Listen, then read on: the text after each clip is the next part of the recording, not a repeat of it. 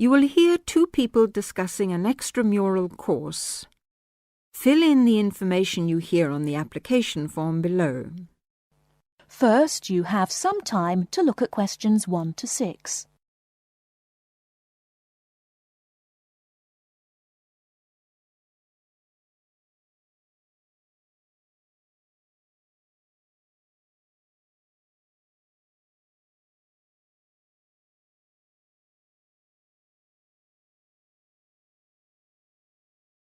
Now, here is the conversation. Hi, Jenny. What are you doing down here? Oh, hello, Steve. Well, I'm trying to fill in this form, but I'm having a bit of a struggle as I sprained my wrist playing tennis yesterday. Don't worry, I'll do it for you. Let's have your pen. Right, fire away. Let's see.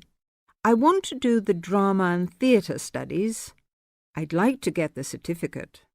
The course number is 60201. No, sorry, 202. It seems to be on Thursday at 7:30. Yes, well, we don't have to put all that down. Now, I suppose we can call you Miss? Don't be funny, and spell my name right. Well, if you'll have a name like Jenny McPherson, let's see, it's M-A-C. No, big M, small c, no A. Right, M-C-P-H-E-R-S-O-N. Yes, okay. And don't forget it's a capital P, Macpherson. Now, what's your address? Well, I've just moved, so it's 6 Westway Avenue, Longford. Hang on, don't go so fast. 6 Westway Avenue where? Longford. What's next? Your phone number, daytime and evening. Well, I've only got one, as we can't have calls at school in the daytime, so put down the evening one. 605-4829. 4829, OK. And you're a teacher. How old are you? 29? Wish I were. No, 32.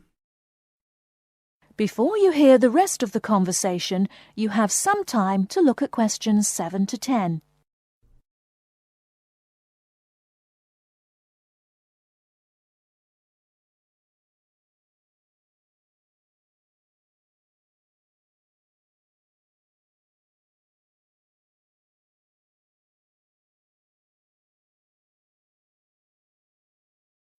Now listen and answer questions 7 to 10. Do they want my date of birth? No, don't seem to. Just age. How about educational qualifications? Well, I've got a degree in English literature and a diploma in media studies. Media studies, right. Now, have you ever done any of these extramural courses before? No, don't think so. Although I did do something on psychodrama once. But no, it wasn't extramural, was it? That seems to be it, except for the fee. Yes, well, that's the same for all the central courses. I think £25. I suppose I have to include it with this form. Looks like it. Do you want me to write the cheque out for you? But you'll have to sign it. That is the end of part 1. You now have half a minute to check your answers.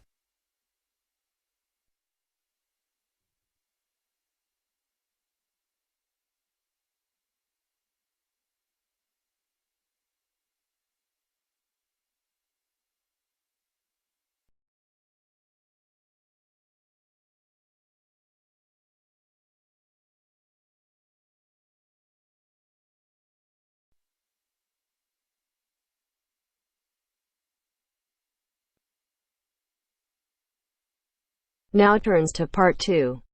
Part 2. Zoe goes to talk to her academic advisor. First, look at questions 11 to 14.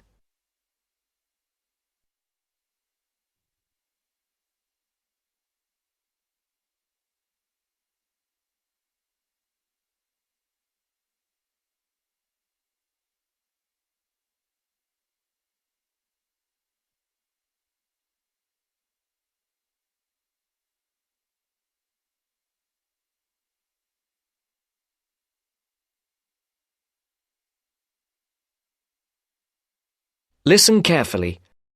How are you getting on, Zoe? Feeling at home yet? Well, more or less. There are still some things I need to buy, and I haven't found my way to all the facilities yet, but I really love the campus, and I've already made a few friends. Fantastic. Now let's see what we can do to get your studies off to the right start too. You're on the foundation course, so you can take up to 8 modules.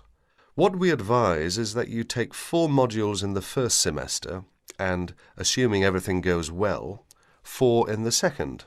Have you decided which you want to take in this semester? I haven't made my mind up yet. I can't decide whether to take Principles of Marketing or Introduction to International Trade. Well, that depends on your career goal. You're planning to work in the biotechnology sector, aren't you? Well, that's my present thinking, but I guess I might change my mind. Right, well, marketing is a broad general subject that you will find really useful in a number of careers. International trade, on the other hand, is more specific. That's fine if you're sure it's the sort of work you want to do. A lot of students start off thinking about that option because it seems glamorous, but marketing can also be an exciting career, and there's a wide choice of jobs. Maybe you ought to wait until your career ideas are a bit more definite before you go down that road. Yes, I see. I could take International Trade next year, couldn't I? Sure. You could do international finance as well. So, in your first semester, you've got Principles of Marketing, Introduction to Economics, Banking and Finance, and let's see, Principles of Financial Accounting. How do you feel about that as a package? It's okay, I think. Before the broadcast continues, look at questions 15 to 20.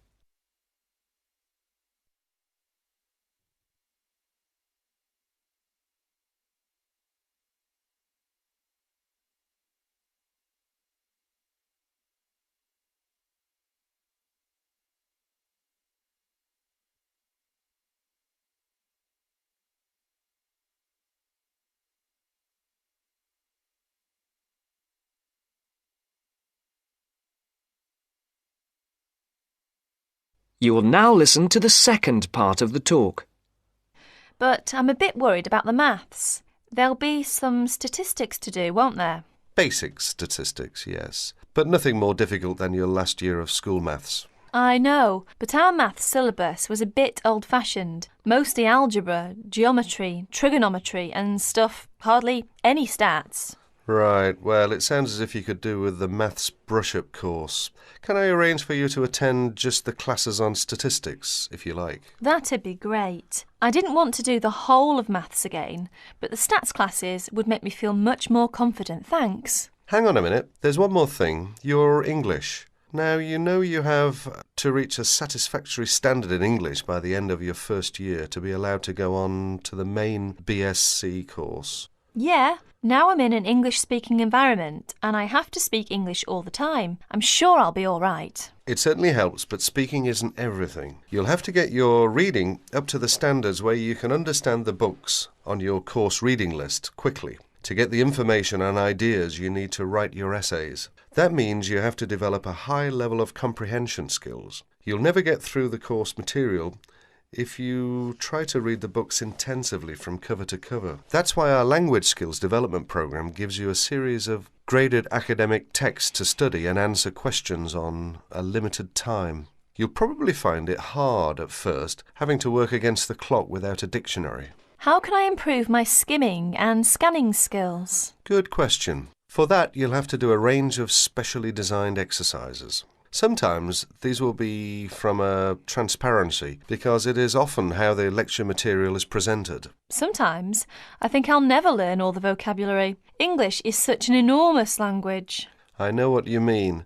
English is the biggest language ever, at least 350,000 words. Even Winston Churchill only knew 60,000, so they say. But as an academic student, you can get a lot of help from the academic word list by Avril Coxhead of Victoria University. That's in Wellington, New Zealand. I've studied word lists, of course, but how does this one help? The academic word list is based on a survey of 3.5 million words of academic text. It contains 570 families of the words most commonly found in academic texts. Well, that's apart from the 2,000 most useful words in English. They come in a separate list. You can see copies of both in the library. You said word families. Do you mean words that are similar? In a way, yes. It means that all the different grammatical forms of a word are listed together, so you can see the nouns, verbs, adjectives, forms with prefixes and suffixes and so forth. It'll be clearer when you look at it. Anyway, Avril Coxhead gives you really great hints about how to learn the words, so it shouldn't be too daunting. The trouble is, I tend to forget the words I learn. Well, there are two ways you can tackle that. First, always try to learn the words in a context. Either learn a whole sentence using a word, or learn a phrase that the word typically comes in. We call phrases like that collocations. That's a new one on me. Collocations. I'd better make a note of it. You do that. You can find collocations in most modern dictionaries.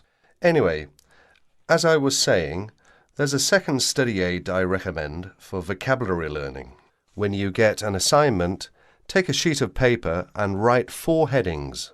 Words I can use, words I can recognise but can't use, words I'm not sure of, words I don't know. Don't bother with the simple words, of course. Then go back after 2 weeks and look at the list again. Can you move any of the words into a better column? That is the end of part 2. You now have half a minute to check your answers.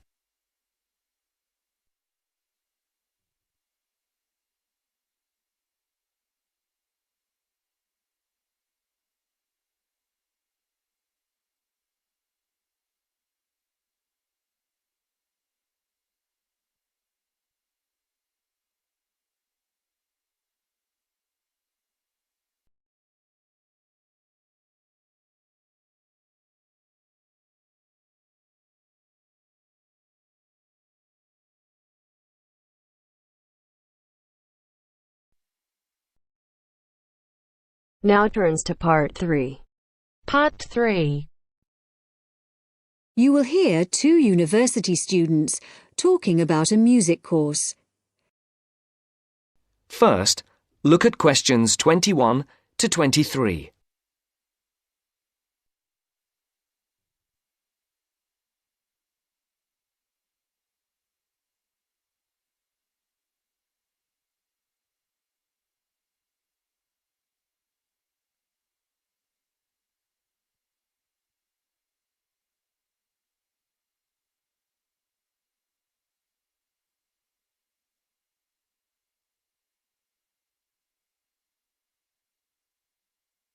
As you listen, answer the questions. Josie, come in. How are you? I'm good. Can I get you a coffee or anything? No, that's okay. I can't stay long, but you said you wanted to talk to me about that course I'm doing this semester, Music 103? That's right. Actually, I was a bit confused because I thought you were majoring in maths. That's right, I am. I'm doing 4 maths modules this year, but it's an optional course. You just choose it if you're interested, and you can do it whatever department you're in. Why? Are you thinking about doing it? Well, I'm not sure. What are the requirements? What? The course requirements. I mean, what do I need to know about music to be accepted on it?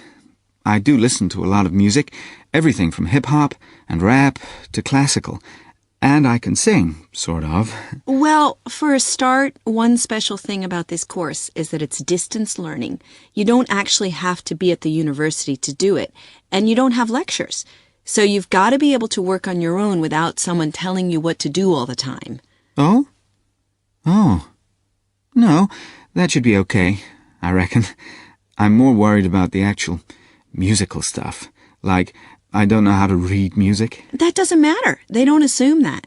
You'll learn as you go along. How's your maths? Not too bad. Right. Some of it's quite mathematical, so you really need to be strong there. But you play the violin, don't you? I don't play anything. You don't need to. What about computer skills? You're okay there? Yes, reasonably. Does that matter? Yes, I'd say they're essential. Like I said, it's all distance learning, so it's computer-based.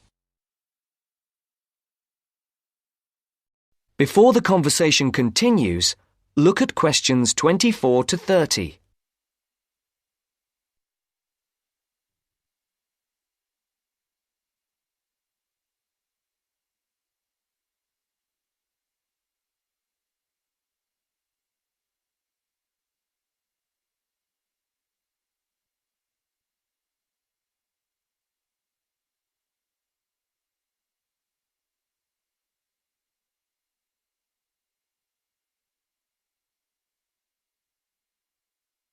Now listen to the second part of the discussion.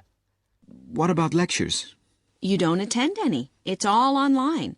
So lots of the students aren't here in Canada at all. They're studying from home all over the world.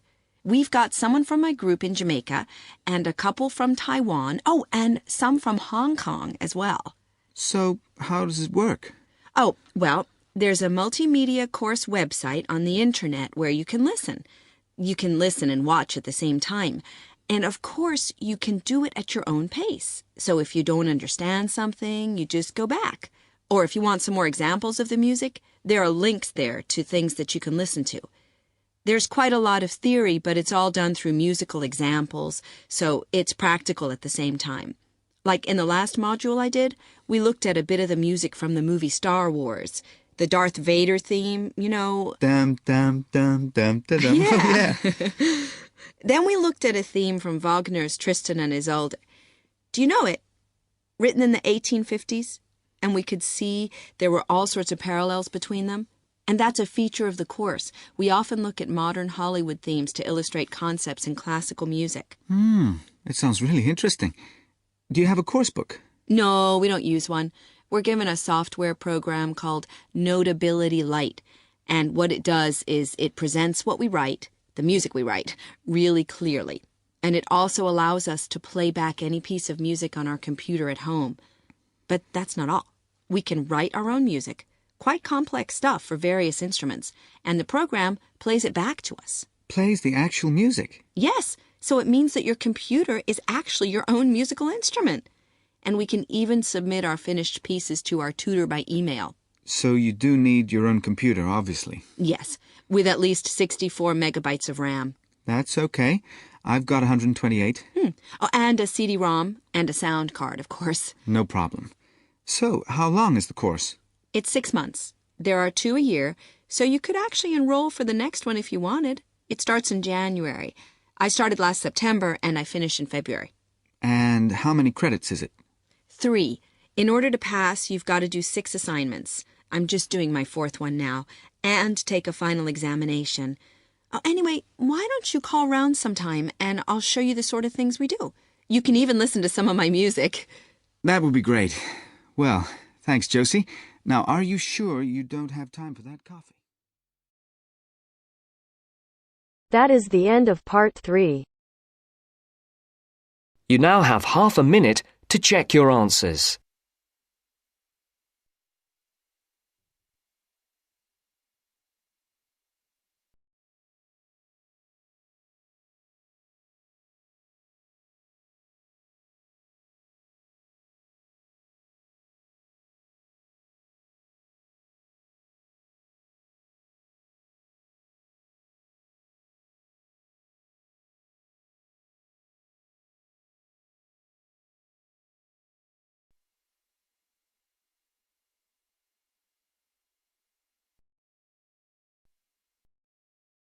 Now turns to part 4.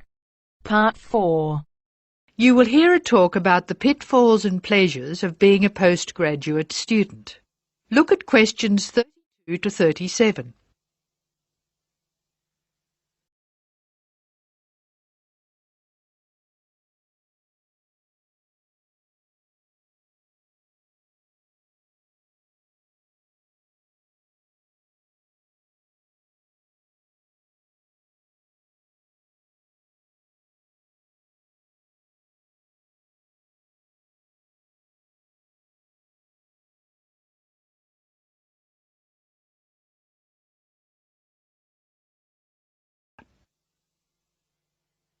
Postgraduates are about as easy to define as catching steam in a bucket. Courses can be vocational, for training, as research, as a preparation for research, or a combination of these. Also, you can choose between full-time and part-time. Increasingly, the approach to postgraduate study is becoming modular. The vast majority of postgraduates are doing short, taught courses, many of which provide specific vocational training. Indeed, there has been a 400% increase in postgraduate numbers in Britain over the past 20 years. Current figures stand at just under 400,000. People undertake postgraduate study for many reasons. These may be academic, intellectual challenge, development of knowledge, vocational, training for a specific career goal, or only vague, drifting into further study. It is essential that you determine the reasons you want to become a postgraduate. If you have clear goals and reasons for studying, this will enhance your learning experience and help you to remain focused and motivated throughout your course. Where you study should be based on much more than the course you want to do. For some courses, you're likely to be there for several years, and it is important that you are happy living there. Check also what type of accommodation is available and whether the institution provides any housing specifically for postgraduates. Choosing an institution and department is a difficult process.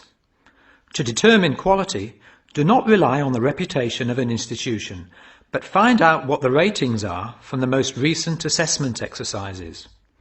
Find out about the staff, their reputation, competence, enthusiasm, and friendliness.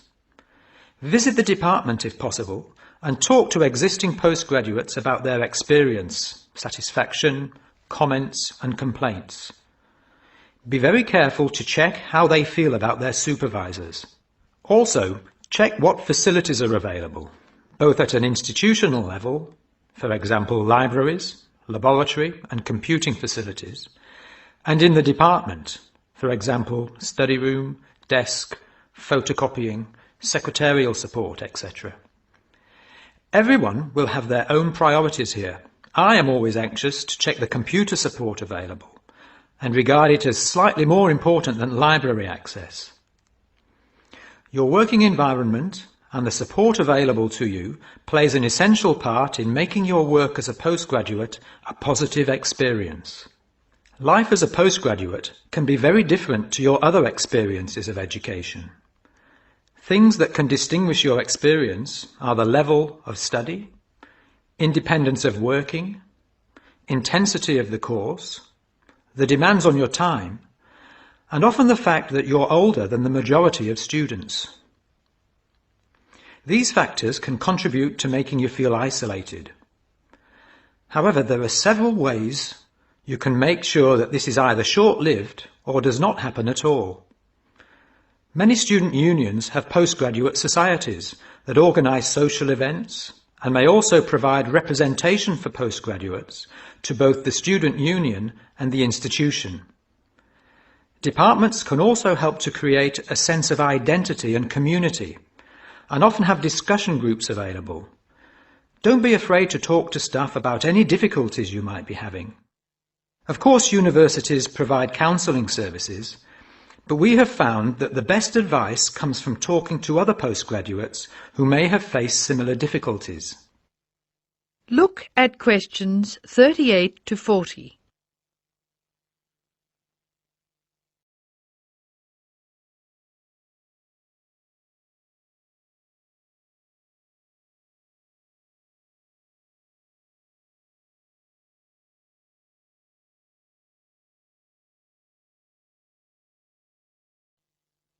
Financial planning is essential, since the government excludes postgraduates from student loans, and it can be difficult to maintain your student status with banks. This has implications for free banking and overdraft facilities. Do not underestimate your living costs, including food, accommodation and travel. And be careful not to budget for everything except a social life. Funding a course is one of the most challenging things people face when considering postgraduate study. Most postgraduate students finance themselves. They pay often very large fees to the institution and receive no maintenance income to support their study. Make sure you know exactly what your costs will be. Institutions often hide extra fees, like laboratory costs, behind the headline fee rate advertised. Funding can come from various sources: research councils, charities, trust funds, institutional scholarships, local education authorities, and professional bodies and organisations all offer various levels of funding. As I said before, the government excludes postgraduates from student loans, so it is essential you look to other sources. Career development loans are available from high street banks. The best advice on funding is to be proactive, persistent and patient. The postgraduate community in Britain is multinational, has a wide range of experience of life and work, and an exciting mix of goals, both career and academic. Being a postgraduate student should be a productive and fulfilling thing to do, and you will become part of a diverse and motivated social group. That is the end of part 4. You now have half a minute to check your answers.